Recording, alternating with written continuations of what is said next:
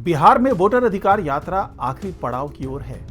लेकिन इस दौरान जो अंदाज दिखा तेजस्वी यादव का, जो अंदाज दिखा राहुल गांधी का और जो अंदाज दिखा मुकेश सहनी का, हालांकि मुकेश सहनी बहुत ज़्यादा नजर नहीं आए, लेकिन जो खास तौर से चर्चा में रहे, जो जननायक की भूमिका में खुद को साबित करना चाह रहे थे, वो थे राहुल गांधी। यानी कि राहुल गांधी ये चाह रहे थे कि उनकी एक छाप पड़े बिहार चुनाव पर और उसके जरिए वो जो सीट मिलना है महागठबंधन में, उस पर भी अपनी दावेदारी मजबूत करने की कोशिश कर रहे थे। और साथ ही वो कोशिश कर रहे थे कि कांग्रेस ने जो 35 साल पहले अपनी साख खो दी, 35 साल से कुछ खास भूमिका अदा नहीं कर पा रहे हैं बिहार की राजनीति में, तो उस खोई हुई धरातल को वापस लेकर के आए। तो ये कैसे हो रहा है, क्या है उनका ये देसी पॉलिटिक्स, किस तरीके से वो बिहार में चाह रहे हैं कि कांग्रेस एक बार फिर अपनी खोई हुई जो धरातल है, जो खोई हुई राजनीति है, जो सत्ता में पहुंचने और वहां पर दावेदारी करने का जो जज्बा है, वो कैसे वापस पाया जाए। तो उसके तहत उन्होंने शुरू किया था ये वोटर अधिकार यात्रा। तो उस दौरान क्या क्या वो कर रहे हैं और किस तरीके से कर रहे हैं, इसके बारे में तमाम जानकारी आपको आज के इस वीडियो में मिलने वाली है। तो इस वीडियो को आखिर तक जरूर देखिएगा। नमस्कार, मैं हूं डॉक्टर सुरजीत सिंह और आप देख रहे हैं यंग भारत न्यूज़। अगर आपने अभी तक इसे सब्सक्राइब नहीं किया है तो सब्सक्राइब कर लीजिए, और अगर आपको ये वीडियो अच्छा लगे इसको लाइक कीजिए, शेयर कीजिए और कमेंट जरूर कीजिए। तो राहुल गांधी का बदला हुआ अंदाज आजकल दिख रहा है वोटर अधिकार यात्रा में।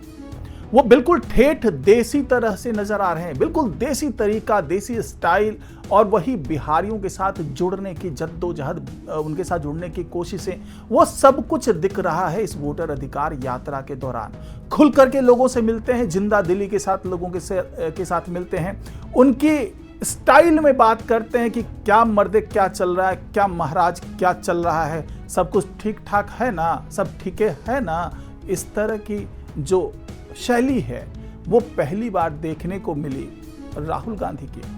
राहुल गांधी ये चाह रहे थे कि बिहार की जनता से जुड़ें, उसी तरीके से जुड़ें जैसे एक बिहारी दूसरे बिहारी से जुड़ता है। यही वजह है कि कभी वो मखाने की खेत में नजर आ जाते हैं,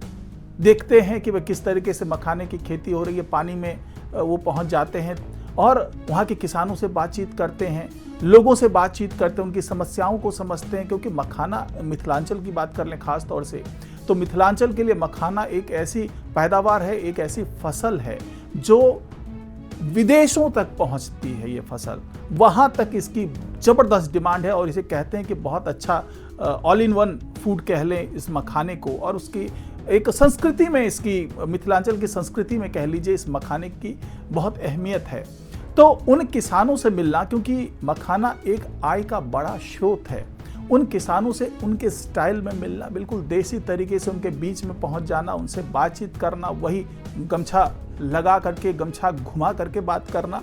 तो ये सब एक बदले हुए राहुल गांधी को दिखा रहा है। तो क्या ये केवल राहुल गांधी की कोशिश है या फिर इसके पीछे पूरी रणनीति तैयार की गई कि अगर लोगों तक पहुंचना है तो उनके तरीके से ही पहुंचना होगा। बहुत कम तौर पर नेताओं को आपने देखा होगा कि पैंट और वो कार्गो पैंट पहन करके ऊपर में टी शर्ट पहन के, वाइट टी शर्ट पहन करके घूमते हुए, देखते हुए, मिलते हुए, क्योंकि उसके पीछे सोच यही रही कि लोगों से मिलना है तो उनके तरीके से मिलना पड़ेगा, उनके पहनावे के हिसाब से मिलना पड़ेगा। कोई ऐसा कोई मैसेज ना जाए कि कोई नेता आ रहे हैं, बहुत बड़े नेता आ रहे हैं जो प्रधानमंत्री पद के उम्मीदवार हो सकते हैं, ऐसे नेता उनके बीच में आ रहे हैं, बल्कि वो एक आम लोगों के हिसाब से पहुंचते। उनकी भाषा शैली भी वैसी होती है, उसी तरीके का पहनावा होता है, उसी तरीके से बड़े आत्मीयता से मिलते हैं। तो इस बदले हुए स्वरूप के पीछे की वजह क्या केवल बिहार की राजनीति है, या फिर जिस तरीके से यहाँ पर इंडिया ब्लॉक का शक्ति प्रदर्शन हुआ, जिस तरीके से इंडिया ब्लॉक के जो तमाम नेता, बड़े बड़े नेता यहाँ पर आए और उन्होंने सार्वजनिक मंच से राहुल गांधी के साथ भाषण दिया, तो क्या ये जाहिर करने की भी एक कोशिश है जो जननायक वाली भूमिका है, जिस तरीके से वो भूमिका दिखा रहे हैं राहुल गांधी कि वो एक जननायक है, यानी कि एक मास लीडर के तौर पर खुद को एस्टैब्लिश करने की कोशिश है राहुल गांधी की। अब यहाँ पर सवाल उठता है कि क्या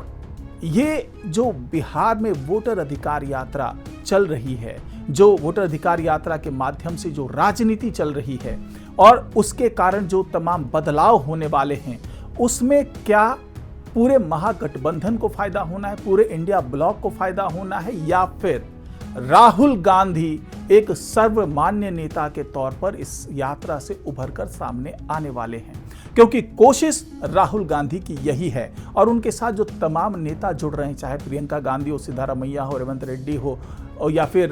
स्टालिन की बात कर लें, तो ये वो तमाम नेता हैं जो इनके साथ जुड़े और शक्ति प्रदर्शन एक तरीके का कह लीजिए कि ऐसा कुछ दिखा बिहार में।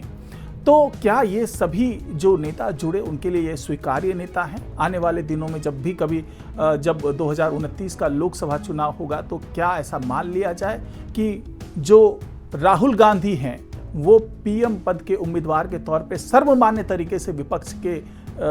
की तरफ से आगे सामने आ जाएंगे? तो ये भी एक कोशिश है राहुल गांधी के इस देसी पॉलिटिक्स की, और कोशिश ये है कि बिहार में जो 35 साल से सूखा पड़ा हुआ है, जिसमें यह है कि सत्ता तक पहुंचने की कोशिश तो दूर, उसमें भागीदारी करने के लिए भी छटपटाते नजर आते हैं राहुल गांधी। और जब मौका मिलता है तो जो सामने से जो बड़ी पार्टी होती है वो इनके दावों की अनदेखी करने लगती है। तो क्या इस बार ये जो अपना बदला हुआ रूप दिखा रहे हैं राहुल गांधी, उसके माध्यम से ये साबित करना चाह रहे हैं कि बिहार में कांग्रेस को कमतर नहीं आंकना चाहिए? और जिस तरीके से उनका जनाधार घटा है, यानी कि 1990 के दशक तक जिस कांग्रेस का दबदबा हुआ करता था, जिस कांग्रेस के बड़े बड़े नेता हुआ करते थे, जिस कांग्रेस के बिना बिहार में सत्ता तक पहुंचने की कल्पना नहीं की जा सकती थी, उस कांग्रेस को हाशिए पर धकेल दिया है कुछ जो क्षेत्रीय पार्टी हैं, चाहे आरजेडी की बात कर लें, चाहे जेडीयू की बात कर लें, चाहे एलजेपी की बात कर लें, चाहे हम जो दूसरे जो छोटी छोटी पार्टियां और भी हम की बात कर लें। तो ये तमाम वो पार्टी ऐसी हैं, चाहे अब मुकेश सैनी की पार्टी की बात कर लें, वीआईपी की बात कर लें, तो ये वो क्षेत्रीय दल हैं जो अब इसको डेंट पहुंचा रहे हैं। यानी कि एक छोटा छोटा वोट बैंक लेकर के ये जो रीजनल पार्टीज हैं वो सत्ता में अपनी भूमिका निभाते हुए नजर आते हैं। तो एक बार फिर, क्योंकि कई मौकों पर राहुल गांधी ये कहते रहे हैं कि क्षेत्रीय दल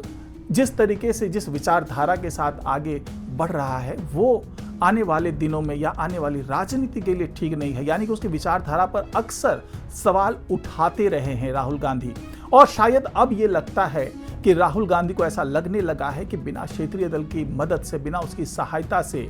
किसी भी प्रदेश में सत्ता तक पहुंच पाना अब कांग्रेस के लिए थोड़ा मुश्किल होता जा रहा है। 2-3 राज्यों को छोड़ दें तो अब हर राज्य में बिना क्षेत्रीय दल के कांग्रेस सत्ता तक पहुंचने में नाकाम रहेगी। इस बात की तस्दीक लगभग हो चुकी है। तो अब यहां पर बिहार में वो केवल यही चाहते हैं, जो लगभग 80 सीटों की मांग कर रहे हैं, 70 से 80 सीटों की मांग कर रहे हैं महागठबंधन में, तेजस्वी यादव के साथ उनकी बातचीत चल रही है। तो वो चाहते हैं कि ज़्यादा से ज़्यादा सीट उन्हें मिले, और साथ ही जो वो पैठ बनाना चाह रहे हैं, खास करके मगध की बात कर लें, चाहे मिथिलांचल की बात कर लें, मिथिलांचल का इलाका ऐसा है जहाँ ब्राह्मणों का दबदबा है, और उसी इलाके से जगन्नाथ मिश्रा और भागवत झा आजाद जैसे बड़े नेता, जो कि कांग्रेस के बड़े नेता रहे, वो सीएम की कुर्सी तक पहुंचे, और उसके उस दौर के बाद से आज तक कोई भी ब्राह्मण चेहरा सीएम की कुर्सी तक पहुंच नहीं पाया है। तो ये भी साबित करना चाह रहे हैं राहुल गांधी, मिथिलांचल में खासतौर से ये साबित करना चाह रहे थे कि अगर ब्राह्मणों को